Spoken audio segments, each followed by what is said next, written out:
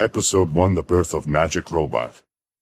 The episode opens with a view of the island of Bardas, which is populated with ancient ruins of Greek or Roman origin. We then see a submarine surfacing as it approaches a docking station hidden among the ruins. Escorted by a soldier, a hooded figure exits the submarine, revealing to be Baron Ashura, who has the distinctive characteristic of being a half-man and half-woman, split right in the middle. Baron is greeted by Dr. Hell, a mad scientist who plots world domination using his evil genius.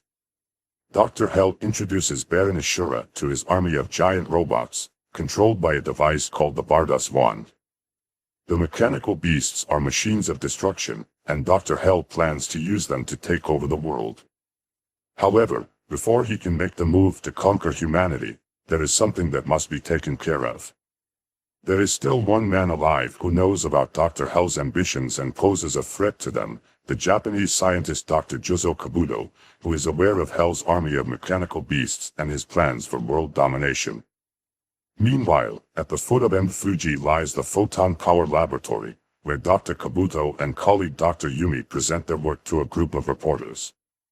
Dr. Yumi explains how Dr. Kabuto has found a new metal inside Fuji's sleeping volcano, which they named Japanium, and how they have used it to develop the super alloy Z and proceeds to show them the metal's unique properties, which include resistance to extreme laser beams which usually would melt ordinary metals. The new element can also produce high levels of photon energy. After dismissing their guests, Dr. Kabuto reveals his plans for retirement to Dr. Yumi, making him the Photon Lab's new director, trusting that he will help create a peaceful world by using their latest inventions. Back at Bardas, Dr. Hell gives Ashura the Bardas Wand and orders him to neutralize Dr. Kabuto and begin their attack on humanity. Taking Garada K-7 and Douglas M2 with him, Baron Ashura boards Salyut, the super submarine which carries an island that doubles as a base full of Dr. Hell's destructive inventions. Soon after, Salyut arrives at Tokyo Bay and uses the island to create a vortex that destroys a ship that happened to be passing by, killing dozens of innocent sailors who sank to the bottom of the sea. Baron Ashura meets one of his agents in the middle of the night.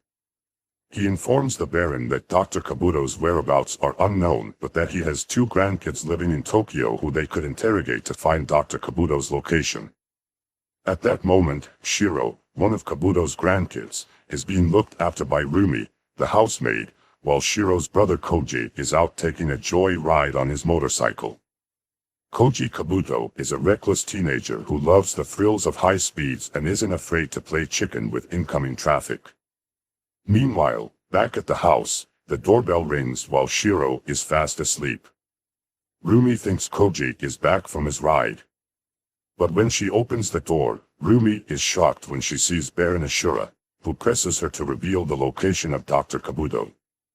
When she confesses that the doctor has a villa at the foot of Mount Fuji, the Baron uses Bardas Wand to kill the innocent housemaid.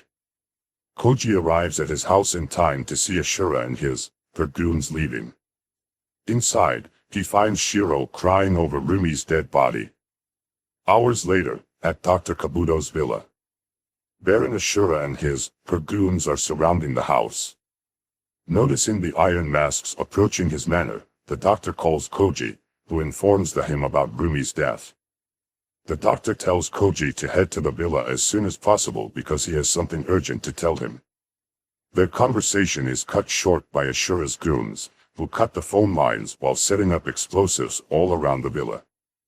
Dr. Kabuto tries taking shelter in the basement through a hidden trapdoor just as Baron Ashura detonates the explosives, destroying the once peaceful villa. Koji and Shiro leave for the villa as fast as they can, but it is too late because when they arrive they find the villa in ruins. When Koji and Shiro search for their grandfather among the ruins, when Shiro accidentally falls through the trapdoor, which they were not aware of, discovering a secret laboratory Dr. Kabuto had built underneath the villa. The boys soon discover Dr. Kabuto, who, even though has survived, ends up fatally injured and stuck below an iron beam. The dying doctor tells them Dr. Hell is responsible for the attacks and instructs them to use Mazinger Z to stop him. The doctor warns Koji about Mazinger Z's powers, claiming that whoever controls it can become either a god or a demon.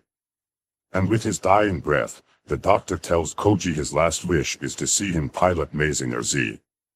The boys cry as dies before their eyes. After learning about Dr. Kabuto's death, Dr. Hell orders Baron Ashura to head over the Photon Power Lab and steal all of Dr. Kabuto's inventions.